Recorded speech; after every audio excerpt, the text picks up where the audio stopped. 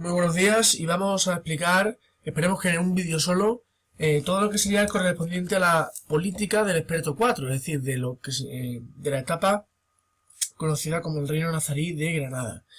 Bien, ya hablamos que la situación política de la Corona de Castilla con Fernando III y Alfonso X fue la conquista de Murcia por Fernando III junto con Córdoba y Sevilla y de la zona de Cádiz por parte de Alfonso X, ¿vale?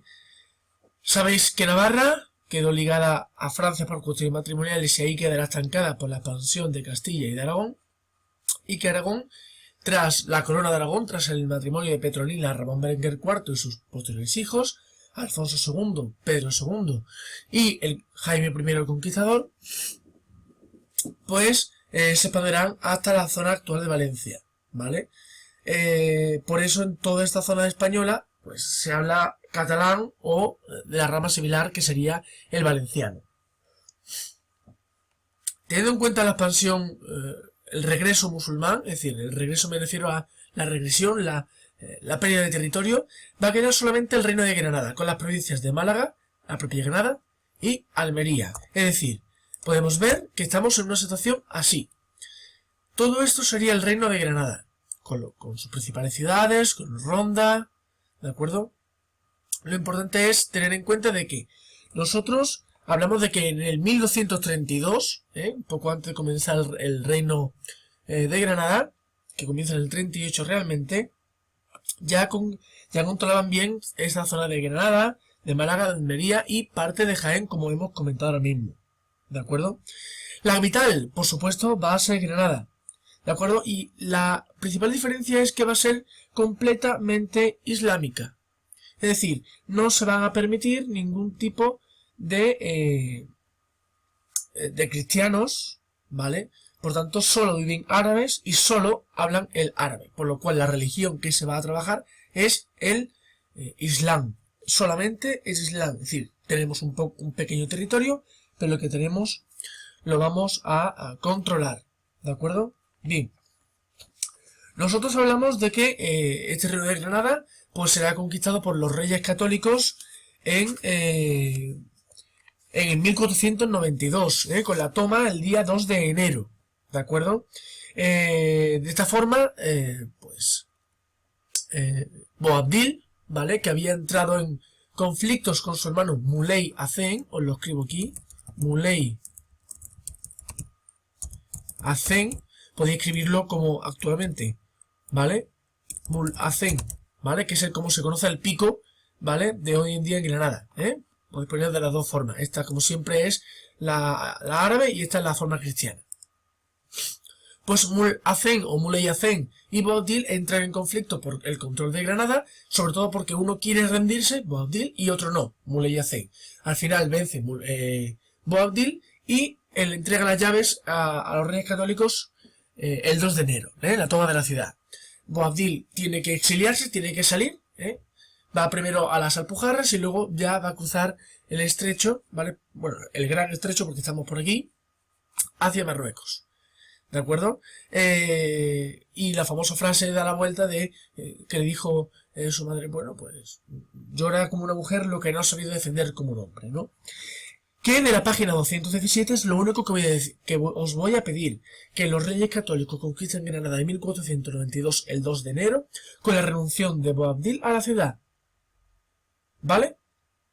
Podéis meter si queréis lo de Muley Hacén y lo de la frase, ¿vale? Pero no hay que saberse nada de la expansión marítima de los reyes católicos. ¿Por qué? Porque los reyes católicos tendrán su propio tema, ¿vale? Pero bueno, hasta ahora, ¿qué tenemos aquí? Pues hasta ahora tenemos en la corona de Castilla, si os dais cuenta, desde 1238 hasta 1242. Eso son muchísimos años. Son casi 200 años, si contamos mal. ¿Qué pasa? ¿Qué pasa en España? Pues pasan dos cosas. Uno, problemas internos en la corona de Castilla, problemas internos en la corona de Aragón. Un motivo que viene son todos dos. La llegada de la peste negra. Sabéis que la peste negra llega en 1348 y de que esta peste provoca una bajada de la demografía, es decir, la gente muere. Claro, la gente muere. ¿Y eso qué provoca? Pues provoca que las tierras dejen de ser cultivadas. se suben los impuestos, la gente se cabrea y hace revueltas, ¿vale? ¿Qué revueltas han podido hacer? Por ejemplo, la de los irmandillos en Galicia, ¿vale? Es decir, estos campesinos se enfrentan a los propios señores feudales por todos los abusos que están sufriendo, ¿de acuerdo? Pero sí es cierto de que estos nobles frenan rápidamente esa expansión.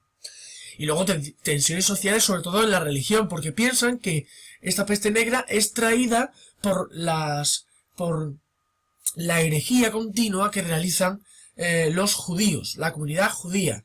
Es decir, los cristianos culpan a los judíos de traer la peste negra. Es mentira, es simplemente como eres judío, eres sucio y traes la peste. ¿De acuerdo? Entonces tenemos hambre, malas cosechas, porque el campo no se cultiva, porque hay poca gente, porque ha muerto. Y lo mismo va a ocurrir en la corona de Aragón.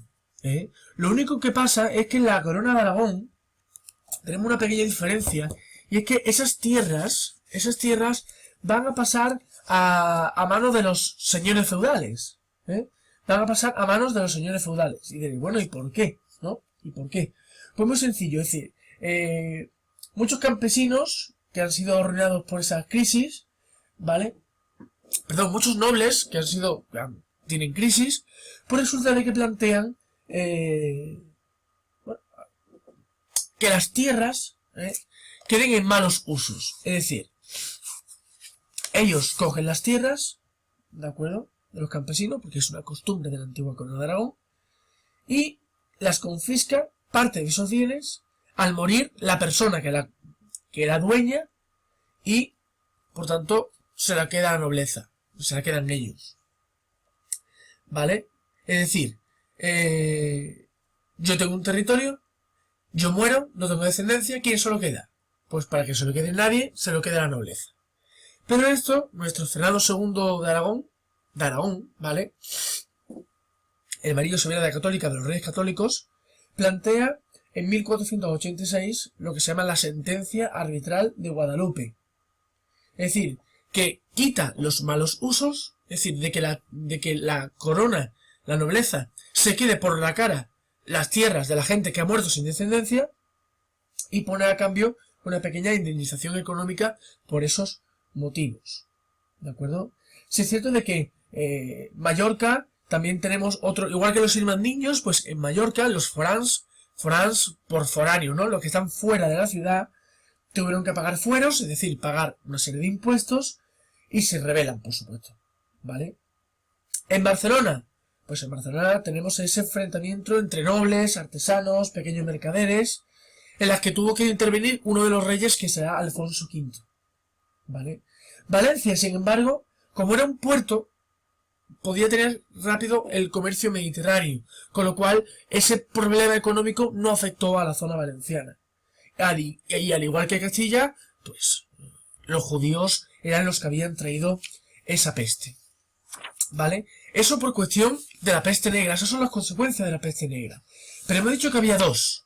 Uno, la peste negra, y la otra, luchas internas entre los propios cristianos, entre hermanos, entre primos, ¿vale?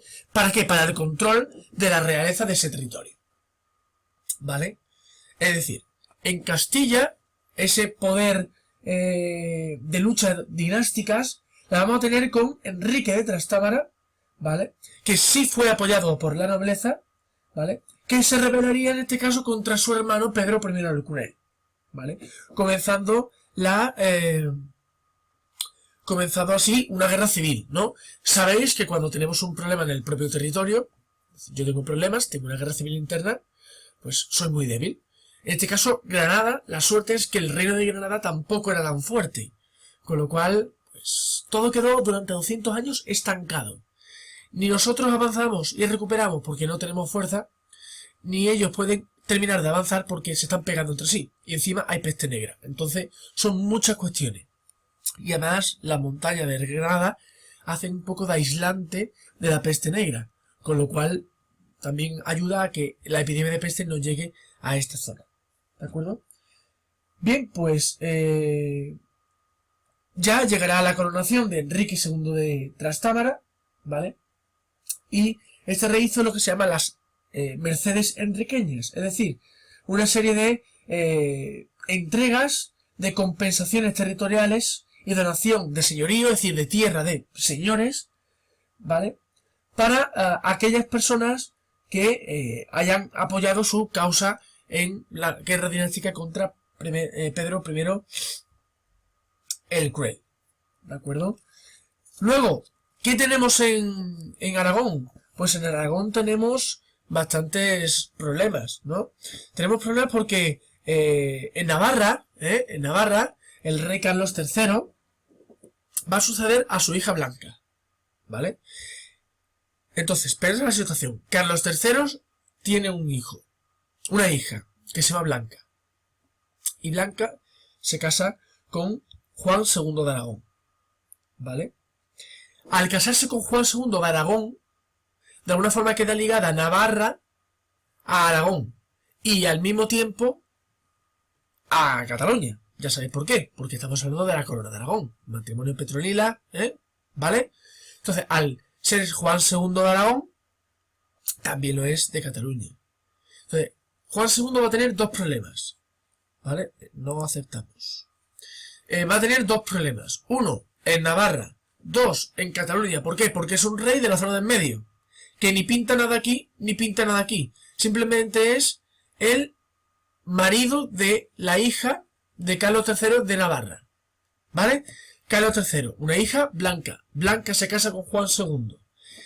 De Blanca y Juan II sale un niño, y ese niño se llama Carlos, que es el príncipe de Viana, ¿vale?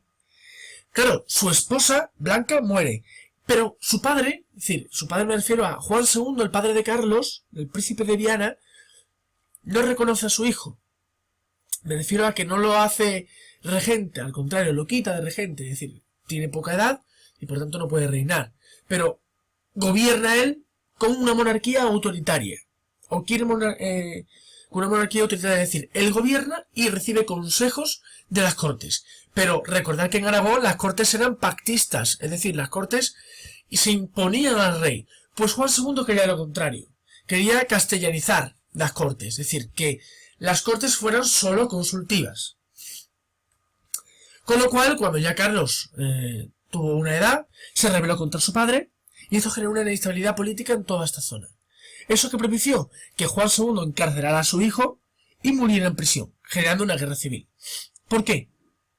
Porque había una serie de partidarios del rey, que eran los agramonteses, y otros que estaban apoyando a Carlos, que eran los beamonteses. La cuestión es que en todo este tiempo se va a crear una guerra, ¿vale? En el caso de Navarra, Juan II, aparte de Carlos, tiene otra hija, que es Leonor, al que le sucede su nieto, es decir, su hija Leonor tiene un hijo, pues su hijo se llama Francisco Febo, y que al ser apoyado también ya por los agramonteses, se acabó el problema, ¿vale? Pero Navarra sigue siendo independiente a todo lo que ocurre en España. Por eso Fernando II, el católico, nuestro tanto de los reyes católicos, la recuperará en 1512, concluyendo ese periodo en 1515. Pero bueno, ¿qué pasa aquí? Pues aquí tenemos en 1472 lo que se llama es decir, aquí me refiero en Cataluña, ¿vale? Tenemos la capitulación de Pedralbes, que será la que pondrá fin a la guerra en la corona de Aragón. Es decir, lo que buscaban los catalanes de alguna forma era un poco la independencia de este señor, de Juan II, al que no estábamos de acuerdo en ejercer o aceptar su monarquía autoritaria, ¿vale? Juan II muere y ya en 1479 sube al trono su hijo Fernando II, ¿vale? Este Fernando II que pues, se va a casar con Isabel de Castilla y va a dar lugar a los reyes católicos. Bien, pues con esto hemos terminado las cuestiones políticas y territoriales de Al-Ándalus, tanto con el reino de Granada, que ya sabéis que hay poquito porque no hay mucho más que contar del Al-Ándalus, está en plena decadencia, y de que, en resumen, hay dos motivos principales en los que España se estanca durante 200 años. Peste negra y, por otro lado, guerras dinásticas entre propios reyes, de aquí y de aquí. Aquí Enrique y Pedro el Cruel, y aquí Juan II y su hijo. Portugal sigue a su bola. Nos vemos en otro vídeo. Hasta luego.